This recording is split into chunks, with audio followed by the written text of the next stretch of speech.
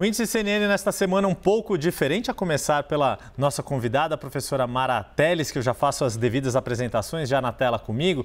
E a gente vai trouxe Mara Teles para falar conosco, porque o nosso tema vai ser a atuação de grupos religiosos nas eleições municipais, uma especialidade de pesquisa da professora, que é cientista política, atua na Universidade Federal de Minas Gerais e também é presidente da Abrapel, a Associação Brasileira de Pesquisadores Eleitorais. A Abrapel, da qual o nosso titular da cadeira aqui, Antônio Lavareda, é presidente de honra. Mara Teles, muito bem-vinda, obrigado por estar conosco aqui hoje. E já começo a nossa conversa te perguntando, inclusive dentro do contexto que a gente viu no Congresso nessas últimas semanas, a atuação da bancada evangélica na questão do aborto, como é que a gente pode transpor isto para as eleições municipais? Que teorias ou teologias são preponderantes ou guiam as ações dos grupos, em especial os grupos neopentecostais, nas campanhas eleitorais? Mais uma vez, muito bem-vinda aqui ao Índice CNN.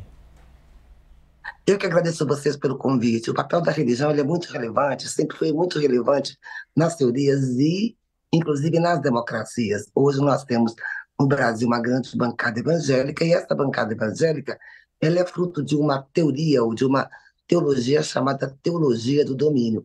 Em resumo, essa teologia do domínio considera que Jesus voltará à Terra. Nesse sentido, eles propõem uma série de ações na política, na sociedade, na mídia e nos entretenimentos para ganhar almas para seus projetos, e seus projetos passam também pela captura de eleitores a fim de transformar essa fé em votos e de votos a transformação em cadeiras. E é provável que essa crença que já guiou outras eleições para candidatos majoritários também oriente aí a bancada de vereadores e de prefeitos que são mais próximos aos grupos neopentecostais. É importante dizer, Yuri, que nem todos os evangélicos aderem ao dominismo ou à teologia do domínio, mas grande parte deles, sim, é guiado por essa chamada teologia que acredita no retorno de Jesus e na preparação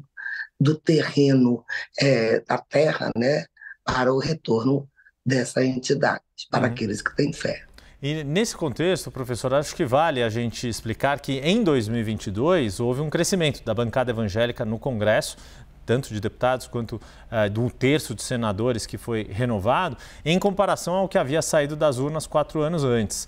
E agora, 2024, a expectativa, ou a gente pode esperar também um crescimento, um avanço dessa corrente?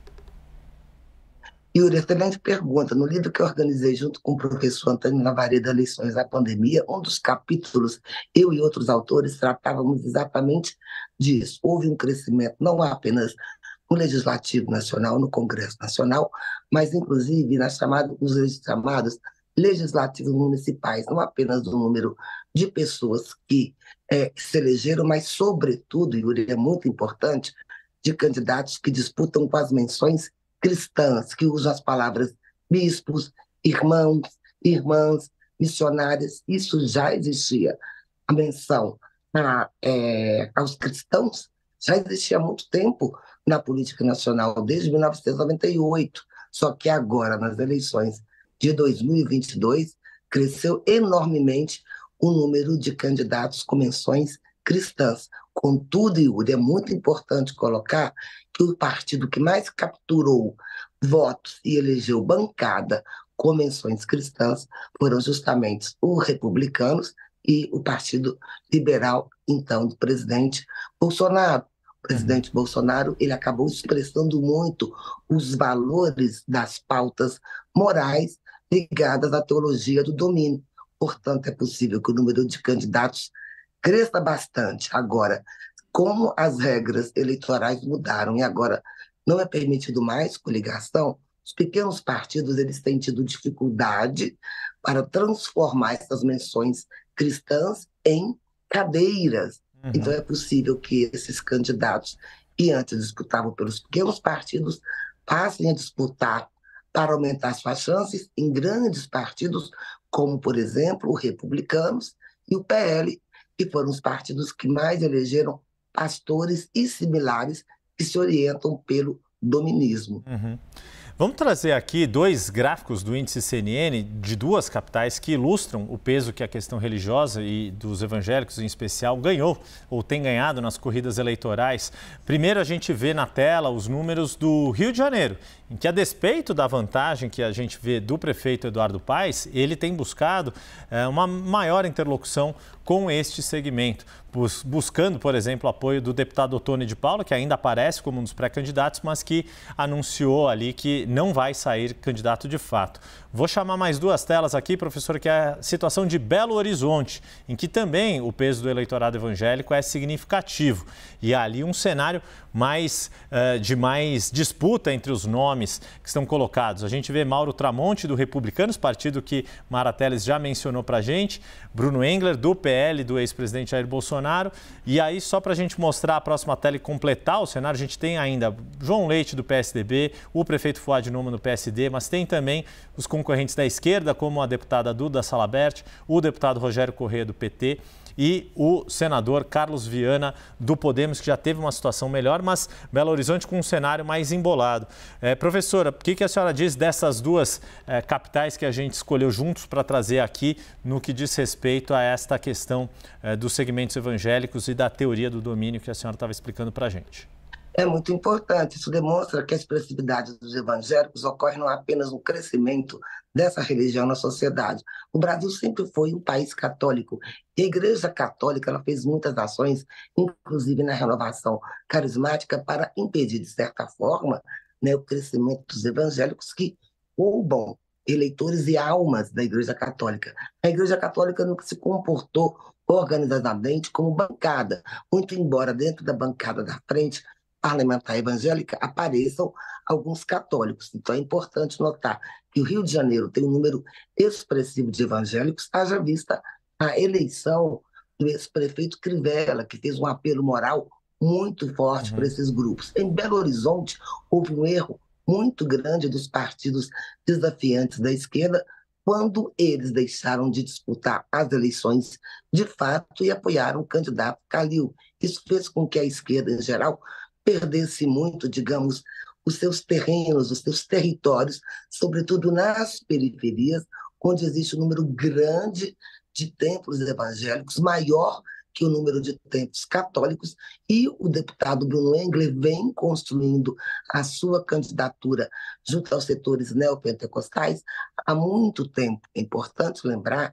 que ele ficou em segundo lugar nas eleições, no qual o ex-prefeito Calil foi eleito, muito embora a sua campanha não aparecesse publicamente, que é uma campanha feita junto a esse público das periferias, porque as igrejas evangélicas ocupam o espaço de ausência de políticas públicas nessa periferia, garantindo ócio, garantindo empregabilidade, garantindo serviços de assistência social. Então, o evangelicalismo e os evangélicos, eles crescem muito em função da ausência de políticas do Estado, da ausência do Estado nos setores que são mais marginalizados, oferecendo uma salvação na terra, né? Oferecendo, inclusive, acolhida que não é dada pelo Estado nessas regiões mais desiguais do país. Então, do meu ponto de vista, os evangélicos, eu posso estar errada, vão trabalhar com pautas morais dentro daquilo que estão chamadas das guerras culturais que nasceram nos Estados Unidos a partir de 1991 e que foram trazidas fortemente para o Brasil nas eleições de 2022. No Brasil, essas pautas têm o guarda-chuva da família e desembocam em 3 propostas de proposições de leis, seja na Câmara Federal, seja nas eleições, nas câmaras municipais.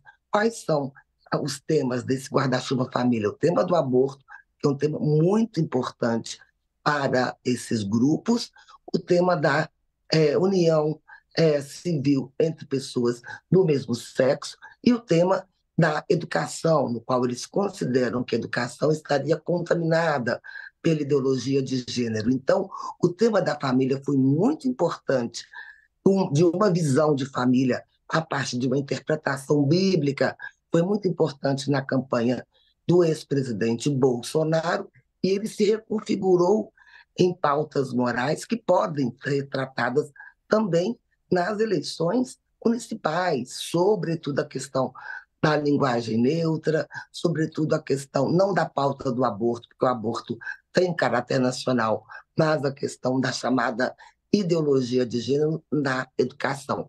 Essas pautas são disseminadas não apenas no Brasil, mas em outros países, dentro daquilo que é chamado guerras culturais, e que no Brasil, especialmente, é chamado de uma batalha do bem contra o mal, onde o bem seria representado por um cidadão de bem cristão e o mal seria representado por todos os grupos que são contrários a essas pautas. Então, nós podemos ter uma polarização entre grupos muito fortemente identificados com essas pautas morais versus grupos que são muito contrários, gerando uma polarização.